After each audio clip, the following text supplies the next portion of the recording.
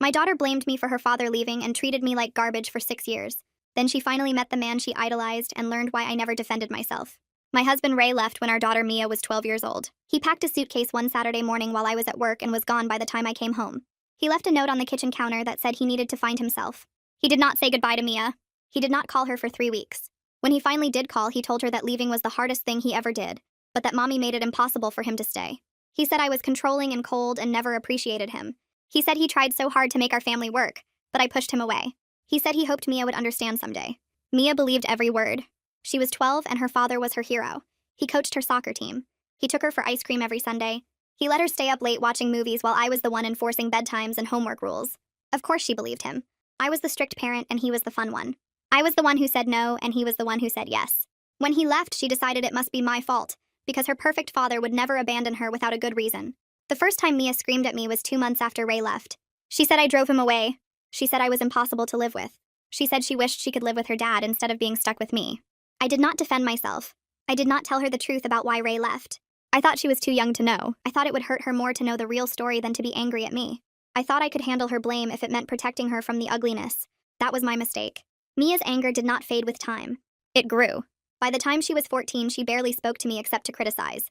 She said I was a terrible cook. She said our house was embarrassing. She said her friends had better mothers who actually cared about their children. She compared me to Ray constantly, even though Ray only called once a month and canceled half his scheduled visits. She made excuses for him. She said he was busy building his new life. She said it was hard for him to see her because I made things difficult. She said everything was my fault. I worked 2 jobs to keep us in our house after Ray left. He was supposed to pay child support, but the checks came late or not at all. I did not take him to court because I did not want Mia to know her father was refusing to support her. I just worked more hours and cut more corners and pretended everything was fine. Mia did not notice. She only noticed that we could not afford the things her friends had. She only noticed that I was tired all the time. She only noticed that I was not as fun as the father who breezed into town twice a year with expensive gifts and empty promises. When Mia turned 16, Ray missed her birthday completely. He said something came up with work. He sent a card 3 weeks late with a $100 bill inside. Mia framed the card and put it on her dresser. She said at least he tried. She said I probably made him feel unwelcome. I did not say anything. When Mia graduated high school, Ray did not come to the ceremony. He said the flight was too expensive. He sent flowers that arrived the day after. Mia called him and talked for an hour about how much she missed him. She did not thank me for the party I threw her or the laptop I saved for 8 months to buy. She just talked about how sad it was that her dad could not be there. I did not say anything. Mia went to college 3 hours away. She called Ray every week. She called me once a month and only to ask for money. I sent what I could even when it meant skipping meals myself. I never told her that. She never asked. Then last year everything changed. Mia was 23 and engaged to a man named Oliver. She wanted a big wedding. She wanted Ray to walk her down the aisle. She called him to ask and he said he would be honored. She was so happy. She called me to tell me the news, and for the first time in years, she sounded like she actually wanted to talk to me. She said the wedding would be in October. She said Ray was coming from Arizona where he lived with his new wife. She said it was going to be perfect.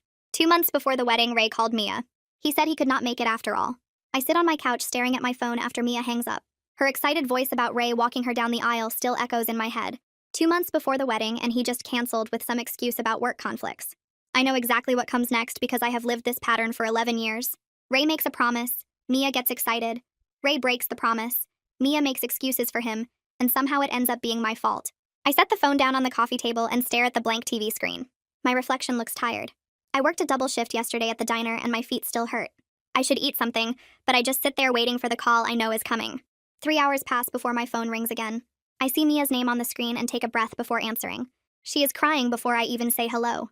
The words come out between sobs about how Ray explained everything. He has an important business conference in Seattle that he cannot miss.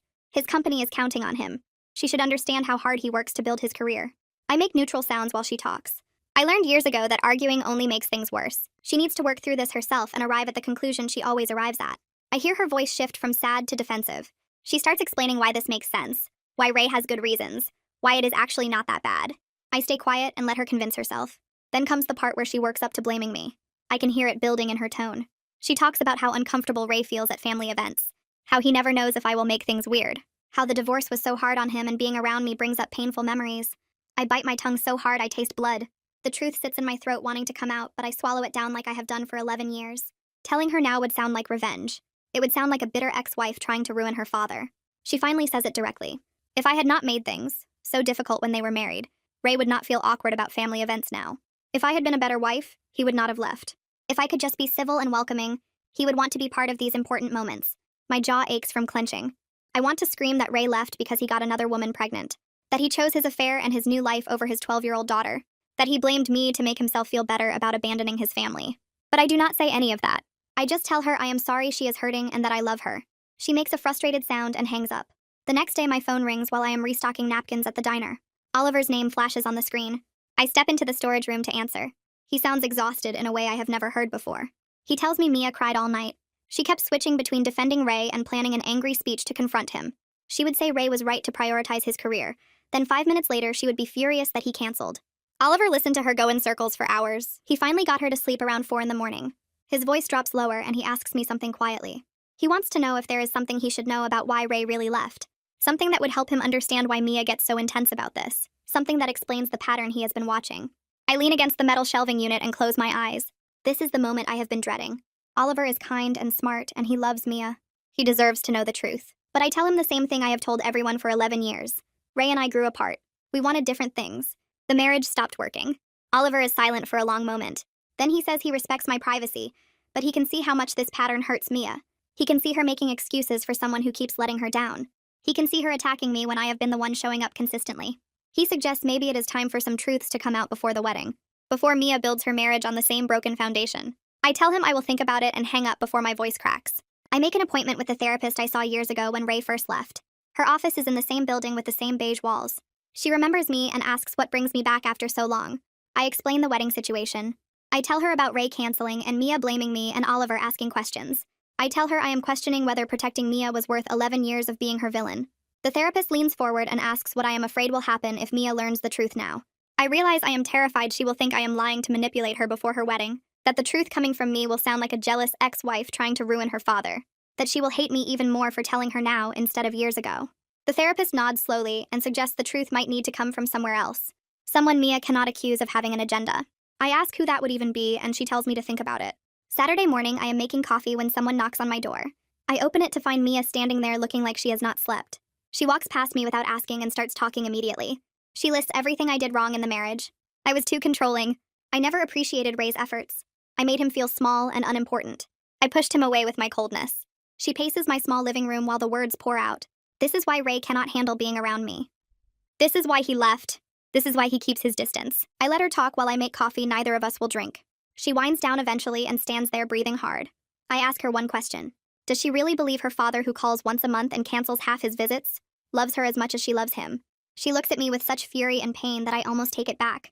Her face goes red and her hands shake. She says at least he tried until I made it impossible. At least he wanted to be part of her life before I drove him away. She grabs her purse and leaves without drinking the coffee. After Mia leaves, I stand in my quiet house for a long time. Then I go to my closet and pull out the box I have kept hidden on the top shelf for 11 years. I sit on my bedroom floor and open it. Bank statements showing Ray's child support payments. January late by 3 weeks. March only half the amount. May nothing at all. June a check that bounced. I kept every record. Birthday cards he sent weeks late with generic messages. The letter he left that morning that said much more than Mia knows. I pull it out and read his actual words. He blames me for his affair. Says I was cold and never gave him what he needed. Claims I drove him to find comfort elsewhere. Says he deserves happiness even if it means leaving his family. Says Mia will understand when she is older that sometimes people grow apart. Not one word of apology. Not one acknowledgement that he chose to cheat and leave. Just blame and excuses and justification. I have protected her from all of this. From knowing her father abandoned her for another woman's baby. From seeing how little he actually contributed financially. From reading his selfish words. I have been hated for 11 years to spare her this pain. But I am so tired of being the villain for his failures. I put my phone down and stare at the ceiling for a long time. My hands shake a little as I think about what I just did. Asking Mia that question felt like throwing a match into gasoline. I knew it would hurt her. But maybe she needed to hurt in the right way instead of the wrong way. Maybe she needed to question the story she has been telling herself for 11 years. My phone buzzes and I pick it up expecting Mia to call back screaming. Instead, it is Oliver. His text says Mia came home crying and will not talk to him. He asks if I am okay. I type back that I asked her a question she was not ready to answer. 3 dots appear and disappear several times before his response comes through. He says he loves Mia, but he is starting to see patterns that worry him. He says she makes excuses for people who hurt her and attacks people who show up consistently. He says he does not know how to help her see it. I stare at his message for a while before responding that I do not know either. I have been trying to figure that out for 11 years. He sends back a heart emoji and says he is here if I need to talk. I set my phone down and go to bed, but I do not sleep much. Sunday morning, I make coffee and sit at my kitchen table with my laptop and a stack of papers. I need to look at my finances because I know what is coming even if Mia does not realize it yet. Ray canceled, which means all those father of the bride expenses he was supposed to cover are now hanging in the air. Mia never asked me to contribute to the wedding because she assumed Ray would handle his part. I open my bank account and look at the number I have been slowly building for 2 years. I knew this would happen. I have known since the day Mia called to tell me she was engaged that Ray would find a way to back out. I pull out the wedding budget Mia sent me months ago when she was excited and wanted to share details. My eyes scan down to the items marked for Ray.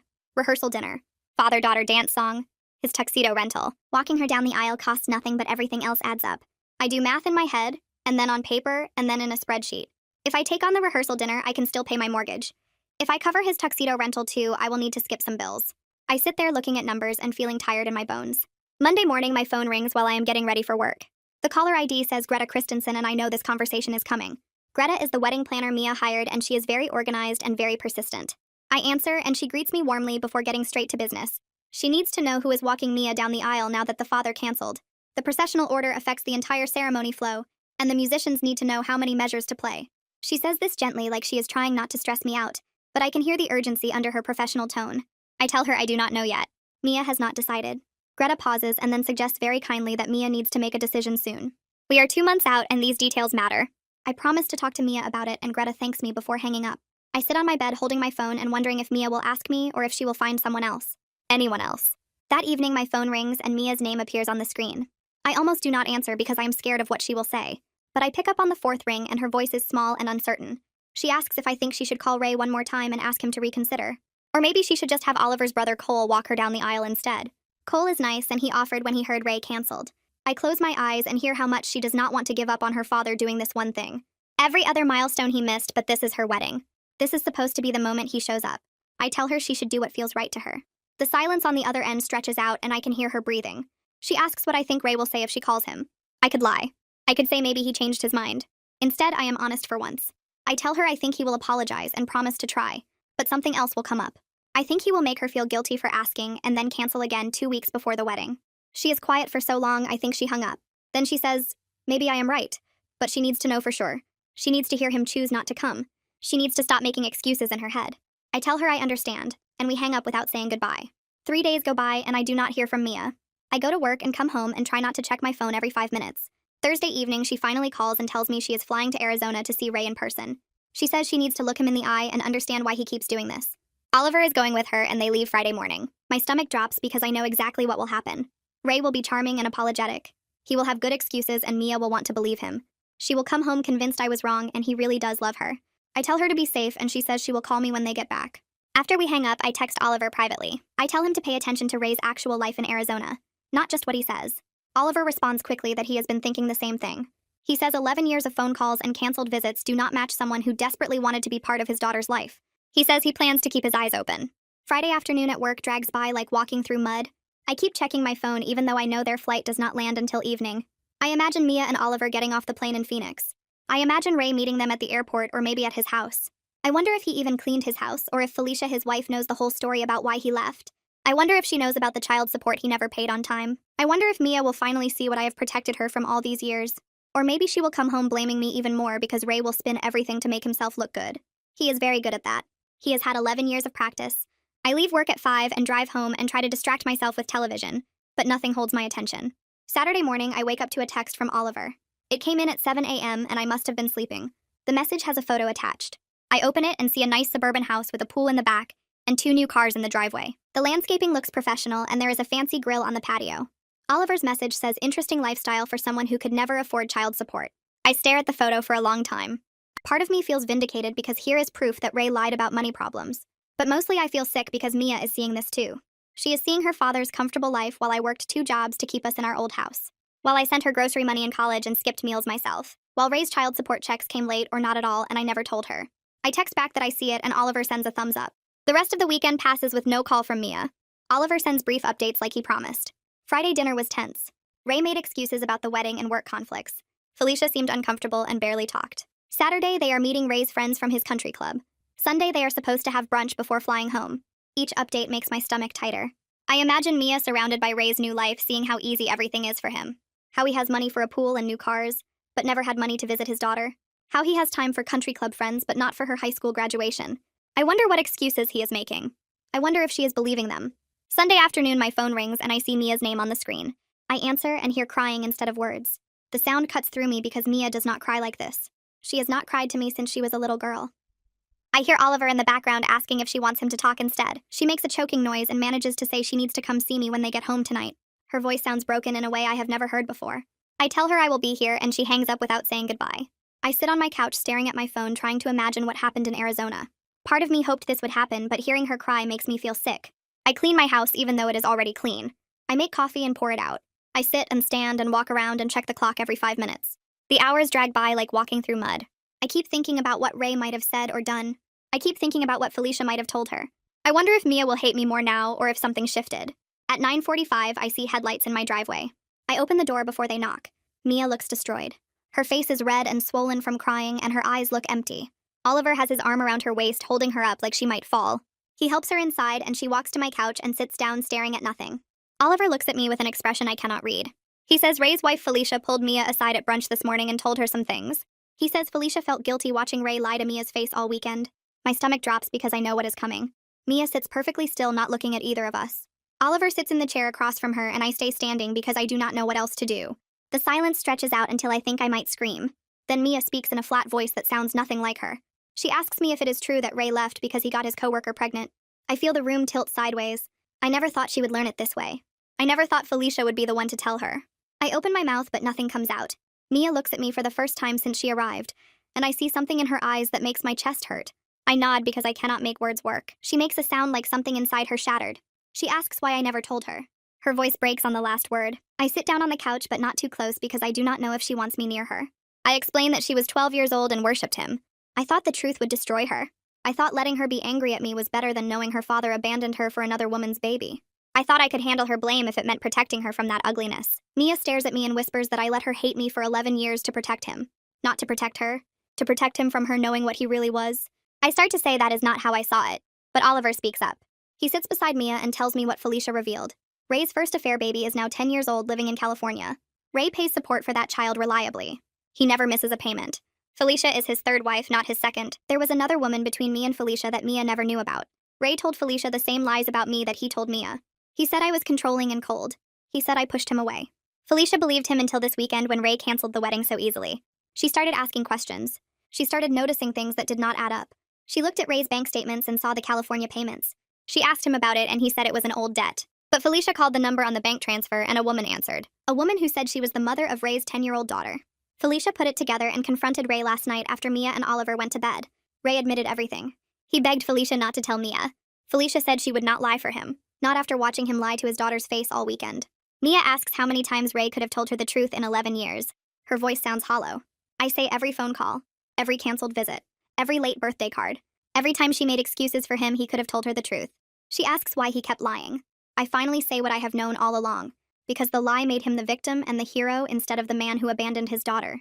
Because it was easier to blame me than to face what he did. Because he is a coward who would rather have her love based on lies than lose it by telling the truth. Mia looks at me with horror and recognition mixing in her eyes. She says she has spent 11 years making excuses for him. The missed calls, the forgotten promises, the late support checks I never told her about. She stops and her eyes go wide. She asks if I really worked 2 jobs because he was not paying what he owed. I nod and she covers her face with her hands. I get up and go to my bedroom closet. I pull out the box I have kept hidden for 11 years.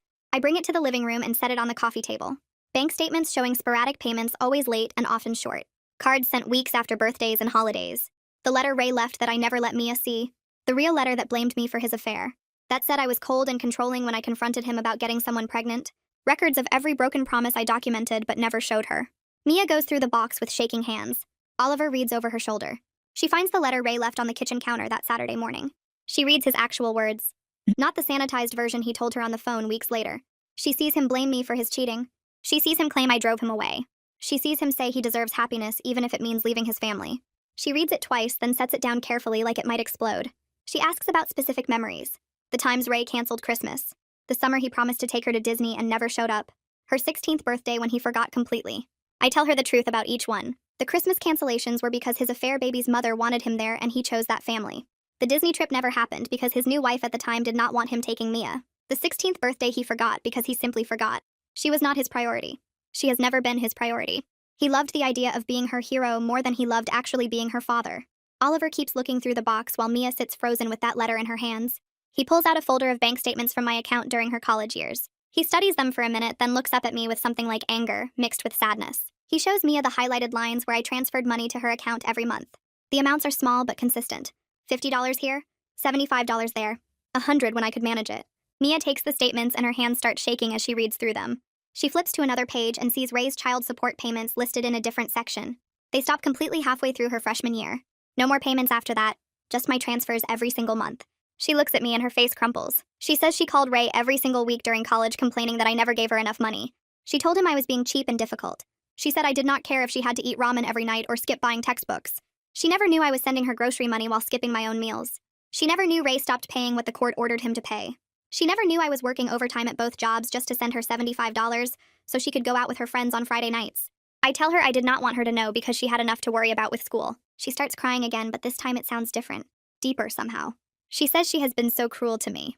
Every criticism about my cooking or my house or my clothes, every comparison to Ray and his nice cars and his expensive gifts, every time she chose his excuses over my presents, every time she made me feel small and unwanted in her life. I reach over and take her hand, even though part of me wants to pull away from the pain of remembering all those moments. I tell her I understood she needed to believe in him, that she needed one parent to be good and perfect in her mind, that I could handle being the bad parent if it meant she had someone to look up to, that I thought it was better for her to have one hero than to know both her parents failed her. Oliver sets down the papers he is holding and looks at both of us. He says very quietly that what I just described is not healthy for either of us, that Mia built her whole identity around having an amazing father who was kept away by a difficult mother, that her entire understanding of herself and her childhood was based on that story, and now that foundation is gone. He turns to me and says I built my identity around sacrificing everything, including my daughter's love, that I made myself smaller and smaller until I almost disappeared just so Ray could stay big in her eyes. He says we both need to figure out who we are with the truth instead of the lies. The room gets very quiet. I can hear the kitchen faucet dripping and a car driving past outside. Mia wipes her face with her sleeve and asks me if I am angry at her for how she treated me all these years. I think about that question for a long time before I answer. I tell her I am angry at Ray for putting us both in this position, for making me choose between protecting her and defending myself, for making her choose between believing in him and seeing reality. I tell her I am sad about the years we lost, the conversations we never had, the relationship we could have built if he had just told her the truth from the beginning. But I tell her I understand why a 12-year-old believed her father when he said I was the problem. I understand why she kept believing him even when the evidence showed otherwise. I am just so tired of carrying his secrets while he lives his comfortable life in Arizona with his new wife and his pool and his country club friends. Mia stands up suddenly and says she wants to call Ray right now. She wants to scream at him for what he did to both of us. She pulls out her phone and starts scrolling for his number. Oliver gently takes the phone from her hands. He says maybe she should wait until she processes more of this before making that call. He says angry calls rarely accomplish what we hope they will. They just give the other person ammunition to use against us later. Mia sinks back down onto the couch and says she does not know how to process any of this. Her entire understanding of her childhood was a lie. The parent she defended for 11 years was the villain. The parent she blamed for everything was actually the hero. How is she supposed to make sense of that? I tell her it is not that simple, that I made choices too. I chose silence over honesty even when that silence hurt us both. Ray is responsible for his actions, but I am responsible for mine. We both hurt her in different ways even if my intentions were protective. She needs to be angry at both of us, but for the right reasons, not the reasons Ray told her. Oliver shifts in his chair and asks some practical questions about the wedding. Does Mia still want Ray there at all? Who should walk her down the aisle now? How does she want to handle this publicly when people ask about her father? Mia looks at him like he just asked her to solve a complicated math problem. She says she cannot think about the wedding right now when her whole life just turned upside down. She says the wedding feels completely unimportant compared to everything she just learned. I look at the clock on the wall and realize it is almost midnight. They drove 3 hours to get here, and we have been sitting in this living room going through that box for hours. I suggest they stay here tonight instead of driving home this late while upset. I tell them they can have my room and I will take the couch. Mia looks relieved and nods. Oliver thanks me and helps Mia stand up. I show them to my bedroom and find clean towels in the hall closet. Before they close the door, Mia turns around and hugs me. It is the first time she has hugged me in years. She whispers that she is sorry. Her voice breaks on the words. I hold her tight and tell her we will figure this out together. That we have time now to build something real instead of something based on lies. She nods against my shoulder, then pulls away and goes into the bedroom with Oliver. I make up the couch with blankets and a pillow, but I do not sleep much. I keep thinking about that box and everything in it. All those years of evidence I kept hidden. All those years of letting Mia hate me so she could love him. I wonder if I made the right choice or if Oliver is right that I just made both of us smaller. Monday morning comes too early. I make coffee and find Mia already awake sitting at my kitchen table. She looks exhausted, like she did not sleep either.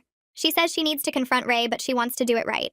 Not just yelling and screaming, but actually holding him accountable for what he did. Oliver comes out of the bedroom and suggests she write down what she needs to say. That way, emotion will not derail the conversation. Mia nods and asks if I have paper and a pen. I offer to be there with her when she talks to Ray if she wants support. She looks at me with red eyes and says yes. She wants both Oliver and me there. Mia spends the entire day writing and rewriting what she wants to tell her father. She fills up pages with crossed-out words and rewritten sentences. She asks me questions about specific things Ray said or did over the years. She asks Oliver to read drafts and tell her if they sound too angry or not angry enough. By evening, she has something she thinks she can actually say. She shows me the letter even though she plans to call him instead of sending it. She asks if I think it is fair. I read through her words carefully. She does not call him names or make wild accusations. She just lists facts. The affair, the lies, the broken promises, the missed payments, the way he let her blame me for his choices. She asks him why he did it and tells him she deserves real answers. I tell her it is honest and that is what matters most. She decides to call him that evening with Oliver and me both there for support. Mia sits on my couch with her phone in her hand, and her face set in a way I have not seen before. Oliver stands behind her with his hands on her shoulders. She looks at me and asks if I am ready. I nod even though my heart is racing. She puts the phone on speaker and dials Ray's number. He answers on the second ring with his cheerful voice asking how his girl is doing. Mia does not let him finish the greeting. She tells him she knows about the affair and the baby he left us for. She knows he lied about why he left and blamed me for his choices. Ray goes quiet for a moment, then starts talking fast. He says it is complicated and he can explain everything. He says he was going to tell her when she was older, but the timing was never right. Mia cuts him off. She says she spent 11 years hating her mother because he told her I drove him away. She says she defended him every time he canceled plans or forgot important dates. She says she made excuses for him while he lived his comfortable life in Arizona. Ray tries to interrupt, but she talks over him. She tells him she is done making excuses and done believing his lies. Ray's voice changes and gets defensive. He says I must have poisoned her against him. He says I probably filled her head with stories to make him look bad. He asks what lies I told her to turn her against her own father. Mia laughs, but it sounds bitter and hurt at the same time. She says I never said one word against him in 11 years. Not when he missed her birthday. Not when child support came late or not at all.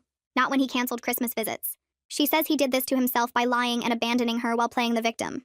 Oliver squeezes her shoulders and she takes a breath. She tells Ray about the box I kept hidden. The bank statements showing sporadic payments. The cards sent weeks late.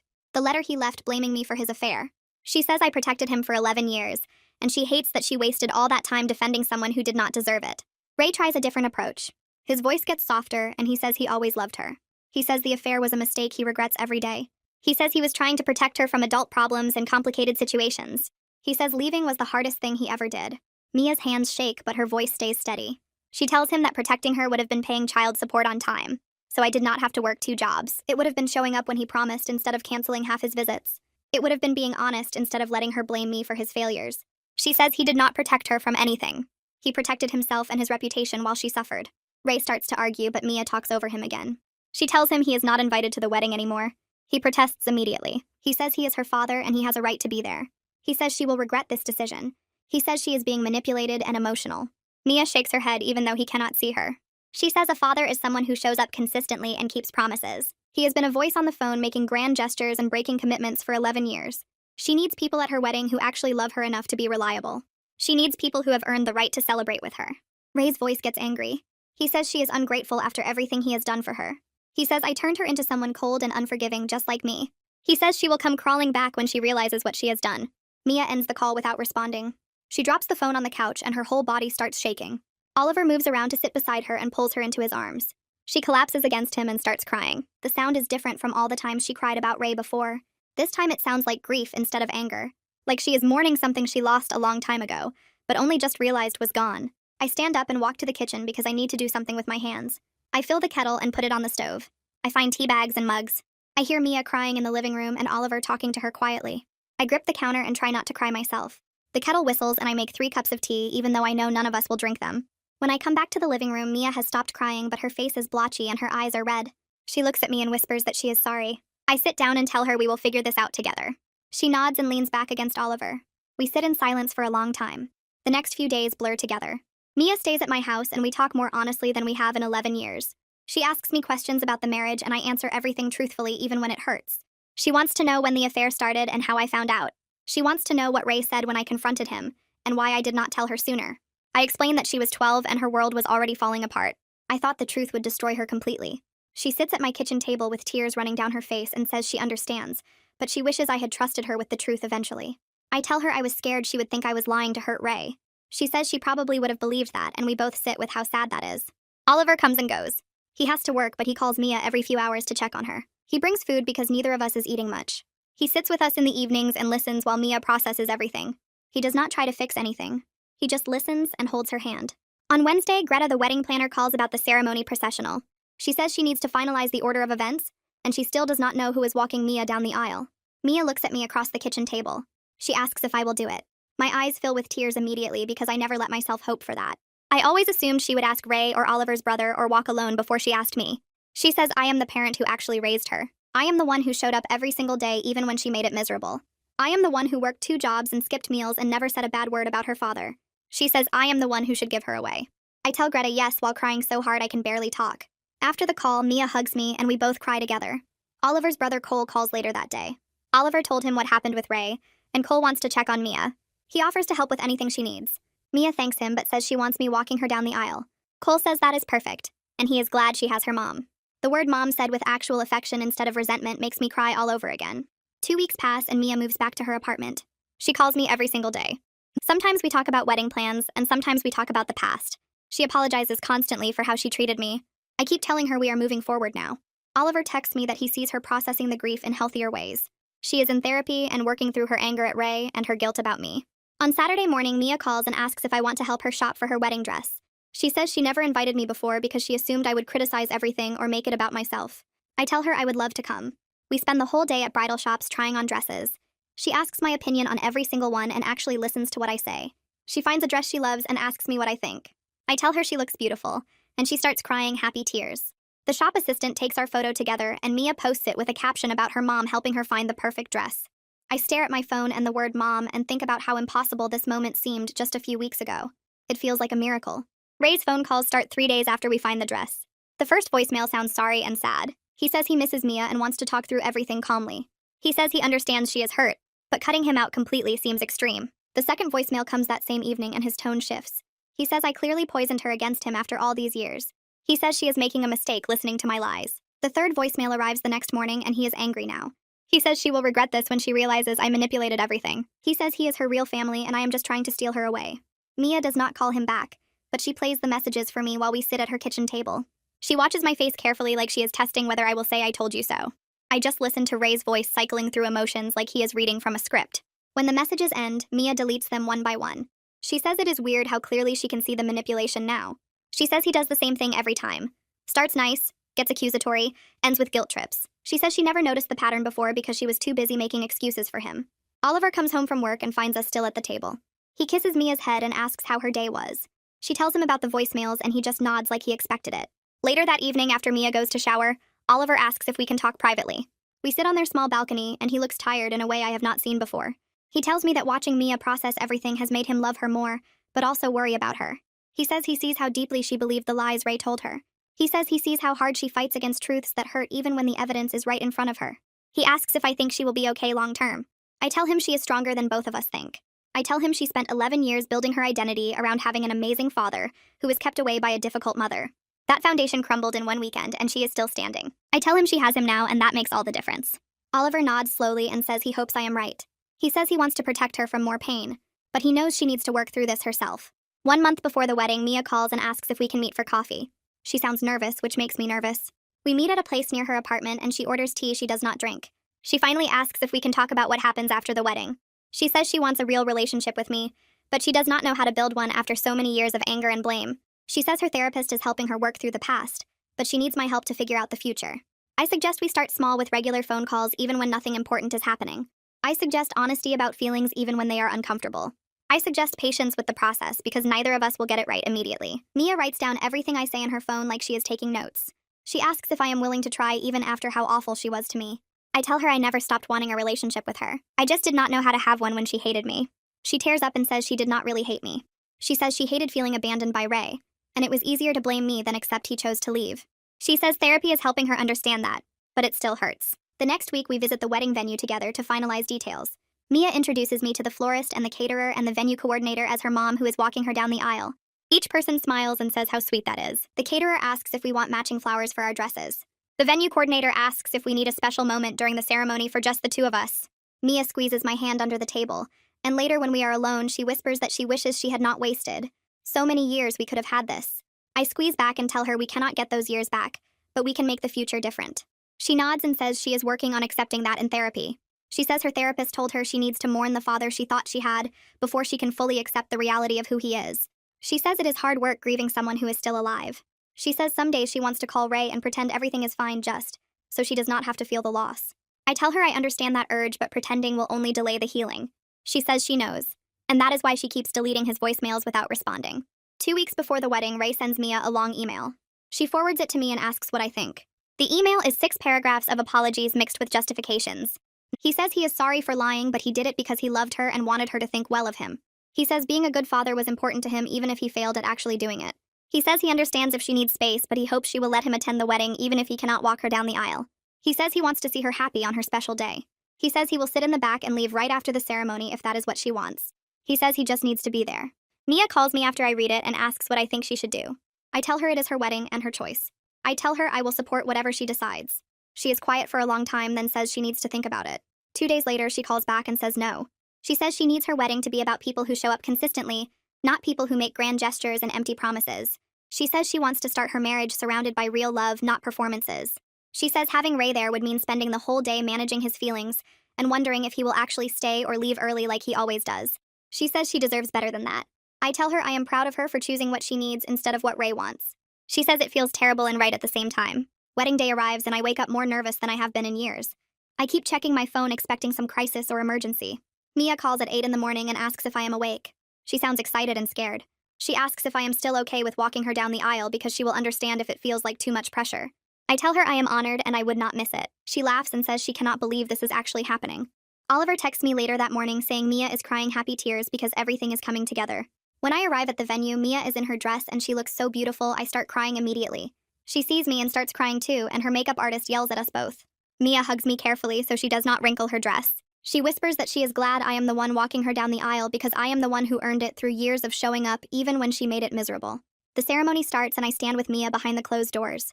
She is shaking and I am shaking, and we hold hands like we are both about to jump off a cliff. The doors open and music plays and we start walking. Everyone stands and turns to look. I see Oliver at the front and he is crying already. I see his family smiling at us. I see Mia's friends from college. I see my coworkers who came to support us. The officiant welcomes everyone and talks about love and commitment. Then she asks who gives this woman to be married. My voice shakes when I say I do, but I get the words out. Mia hugs me tight and whispers, "Thank you for everything." I sit in the front row and cry through the entire ceremony. I watch Mia and Oliver exchange vows and rings. I watch them kiss while everyone cheers. I watch my daughter marry a good man who loves her, and I feel grateful we made it here. At the reception, Mia and Oliver do their first dance, and then dinner is served. After everyone eats, Mia stands up with her glass. She thanks Oliver's parents for welcoming her into their family. She thanks Oliver's brother Cole for helping with wedding planning. Then she looks at me and says she needs to thank her mom. She says I taught her what real love looks like.